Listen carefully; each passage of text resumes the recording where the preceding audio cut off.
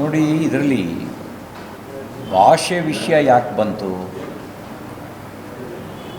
ಸೈನಿಕರ ವಿಷಯ ಯಾಕೆ ಬಂತು? ಈಗ ಒನ್ ವೇನಲ್ಲಿ ವಿಕಾಸ್ ಬರ್ತಾ ಇದ್ದ ಅನ್ನೋದು CCTV ರಿಪೋರ್ಟ್ ಹೇಳ್ತಾ ಇದೆ. ಆ ಸಂದರ್ಭದಲ್ಲಿ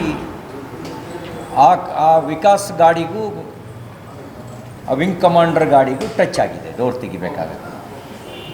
ಅದು ಇಂಡಿವಿಜುವಲ್ ಇನ್ಸಿಡೆಂಟು, ವೈಯಕ್ತಿಕವಾಗಿ ಆಗಿರ್ತಕ್ಕಂಥ ಘಟನೆ.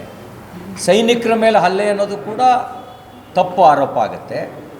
ಕನ್ನಡಿಗರು ದೌರ್ಜನ್ಯ ಮಾಡಿದ್ರು ಅನ್ನೋದು ಕೂಡ ತಪ್ಪು ಆರೋಪ ಆಗುತ್ತೆ. ಸೈನಿಕರ ಮೇಲೆ ಏನೂ ಹಲ್ಲೆ ನಡೆದಿಲ್ಲ.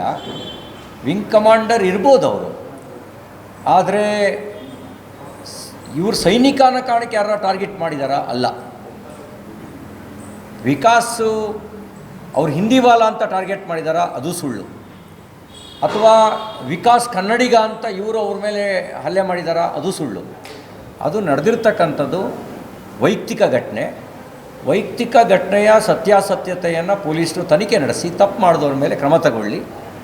ವಿಕಾಸ್ ತಪ್ಪು ಮಾಡಿದರೆ ವಿಕಾಸ್ ಮೇಲೆ ಕ್ರಮ ಆಗಲಿ, ವಿಂಗ್ ಕಮಾಂಡರ್ ತಪ್ಪು ಮಾಡಿದರೆ ವಿಂಗ್ ಕಮಾಂಡರ್ ಮೇಲೆ ಕ್ರಮ ಆಗಲಿ.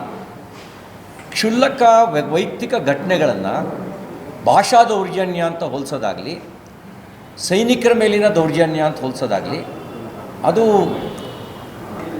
ಸುಳ್ಳು ಆರೋಪ ಆಗುತ್ತೆ.